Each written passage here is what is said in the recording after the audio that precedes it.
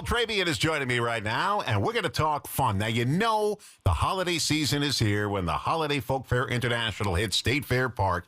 This has been going on for a couple of years. How many years, Paul?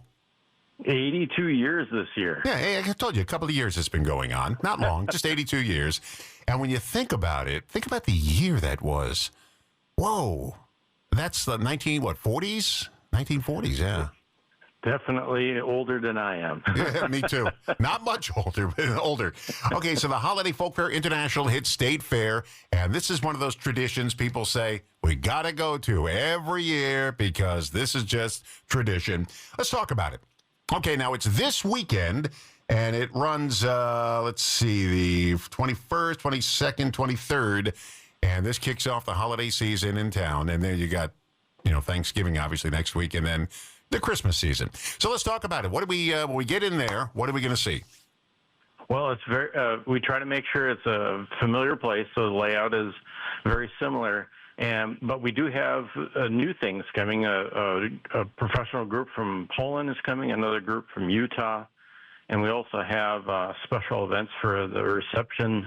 So it's a wonderful time for people to come and see culture, dance, have food, look at the Heritage Lane with all the culture, and also look at some of the merchandise. It is the shopping season. Yeah, and now which building is it held in? Do you know offhand? Yes, in the Expo Center at State Fair Park. Yeah, that's pretty big. That's huge. Okay, now the shows, the actual dancing part. Is there a set schedule people can pick up somewhere or look online to make sure they don't miss it? Oh, yes. When you go on folkfair.org, you can see all about the event there. When you do arrive, the World Stage Theater has a display of all the times in the different groups, so you'll be able to take a look at that. When you get to the food area, it's right next to that. So as you're looking at your food and walk around, you can actually see that schedule. And there's plenty of slots, lots of groups. They repeat throughout the weekend. So if you come multiple times a weekend, you're assured to be able to see different groups. There's plenty to see and plenty to experience. Okay, now on Friday, it's not just fun and games for everybody, but you actually have some teaching going on for students. From 9 a.m. to 2, there's what we call the Education Day, and the K-12 schools come. We have about close to 5,000, I believe, students are going to be participating this year, and it's always great. They go through, the schools have them go through some exercises to learn things, but, also enjoying their time there and seeing some of the performances, and they get their little passport stamp when they actually go through and check out the different cultural booths. You know what? I never had class trips like this. We went to museums, we did all that stuff, but never like this. What a class trip that would be. Whoa. It's absolutely wonderful, and it gives life to history. I remember as a kid, oh man, history class, but this is something that is a gem for sure, and it's always very popular with the teachers. We always get asked, "What's the theme for the next year?" And so this year's theme is celebrating the culture of traditional music. Now, I also notice there's a Future Global Leaders Night, which is different, right? Yes, this is where we have the high school students are going to be able to come, and so it's not like we haven't done something like it before, but we're definitely doing things deliberate and bringing new context to how we do things, and so it's little subtle changes, which I think is great when you come year after year to look for the subtle changes, and of course cultures actually evolve and grow, and along with that, we should be growing as well. So it's a great place to discover yourself and discover others. Now, I noticed the Wisconsin Scholastic Chess Federation conducting a tournament on November 22nd with individual trophies being given out. Do you play chess? Oh, when I was really young, I don't play chess now, and those chess players are really good, the young players. Yeah. And that's a very popular thing, and I love to see them compete. And then, of course, when the competition's over and the awards are handed out, it's always a sense of accomplishment and excitement. Proud parents. It's wonderful to see people enjoying themselves and at the same time being able to fellowship and afterwards go get some more brain food, Well, and I play chess, but I'm not one of those chess players that say, I'm going to use the Bobby Fischer move from 1967 where he won against Boris Spassky. This is the famous. I can't do that. I just keep moving along until hopefully I win. I generally play people who are not smarter than me. But I still manage to lose. I don't know how that happens. But it's fun playing chess. Yeah. Okay. Now, also, Senior Day. By the way, you can still register to be part of that chess tournament, right? I believe so. So I would definitely go out to folkfair.org and see all the different things that are going on, and you can check out the various costs of things. You can buy tickets ahead of time, and you can also get them at the door. And so it's a great website to find past presentations as well, and then we also have other social media outlets that display holiday folk fair. And we have Senior Day coming up. Boy, that age limit is really low for Senior Day, 62 and over. How did I get above that? I thought it would be like Senior Day, 90 and above. But no, it's not. Yeah. I love it when I get asked, you're a senior, right? And I went, yes, I guess so. But you know what? When I go to the movies, I pull into that senior parking spot. And I dare anybody to tell me, because I don't have any gray hair. And people always say, well, you're not over 60 years. You know what? I'm parking here. If you want to take me to court or lay out $20 on the roof of my car, I'll prove it to you. But yeah, I'm a senior. Okay, so Senior Day is coming up, and what's good for seniors? Well, with the seniors, I really like that it's all one level for everybody, and then also the prices. I also think that what is really neat is the value that the cultures place on the seniors. And you can go in there and take a look in Heritage Lane. You can see all the different age groups represented there. So it's a great place for us to find our spot in our own culture, in our own heritage, no matter what age you are. And I find that I learn something new about myself, especially when I learn something about others. And as seniors, that's what we do. We continue to learn. Now, if you want to look at Polish dancers, you can look at the old European dancers. There's always a folk dance. Do we have any here in this country? Square dancing, maybe? I don't know. What do we have in America that's kind of folksy dancing? Would it be square dancing? I don't know. What do you think? When I was young in northern Wisconsin, we had Sawdust City Days where they did have some square dancing, but it was polka dancing. More of local folk group. But most of the cultures were German and also other European cultures as well that were settling here. And what I really enjoy is that all of those cultures have preserved themselves, and we have really good professional groups within our own state that come and show off their traditional dress, their traditional music. It is very much part of Wisconsin, all these different cultures that we have. I was staying with my grandmother. We're talking about Brooklyn, New York. I was staying with my grandmother, and one day she said, my grandfather and her were going to go out square dancing. I said, square dancing? Where do you square dance in Brooklyn? Sheepshead Bay, there's a square dancing club we belong to. And she got into this big square dancing dress, and my grandfather got the bowler tie with all the... he looked like he was out of the old way. I was shocked to see my grandparents like this. I said, whoa! And they were square dancing, and who knew that went on in Brooklyn? I guess it goes everywhere. It's amazing. Yeah, hold on. And of course, Go ahead.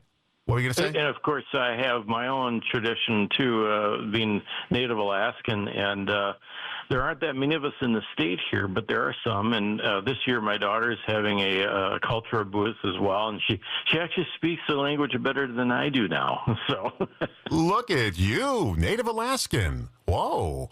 I think you're the first I'll Native have my traditional dress on as well, and during the formal ceremonies, I'll have my traditional blanket. And so I just absolutely love the opportunity to do what my mother said, and that is make sure you let everybody know that we're still here. So I'm fulfilling my mother's wishes. Look at you. Sure. What a good son. Talking to Paul Trebian, and we're talking about the Holiday Folk Fair International, the 82nd Annual Holiday Folk Fair International, this weekend at State Fair Park. And Paul, I guess on Sunday, there's an interdenominational religious service on the grounds, right?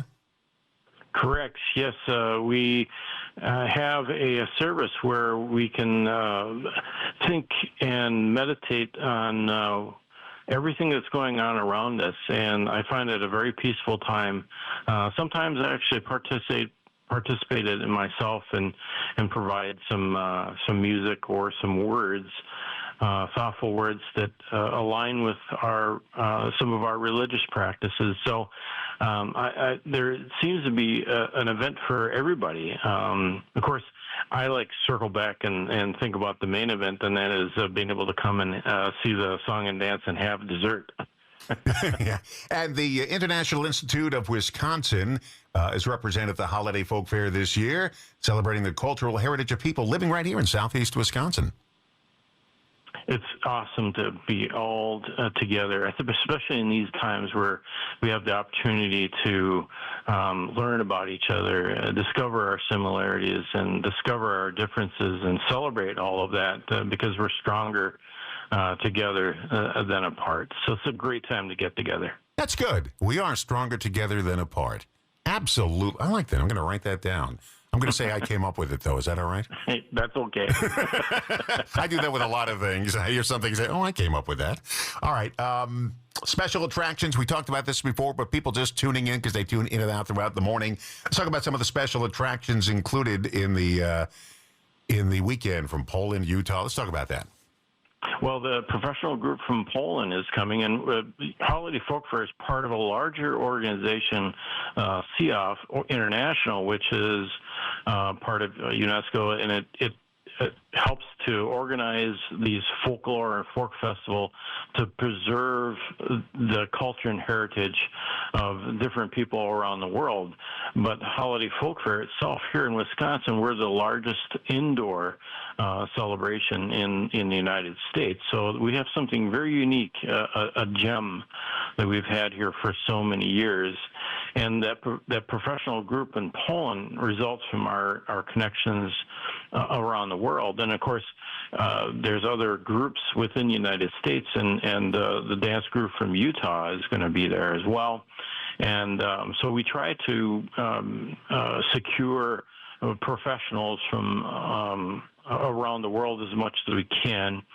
And of course, we have very good professional groups, cultural groups already here in Wisconsin, and they are very much involved with the Holiday Folk Fair year in, year out, and absolutely love the commitment that they have to pass on those cultural values, which gives grounding to individuals, families, young ones and old.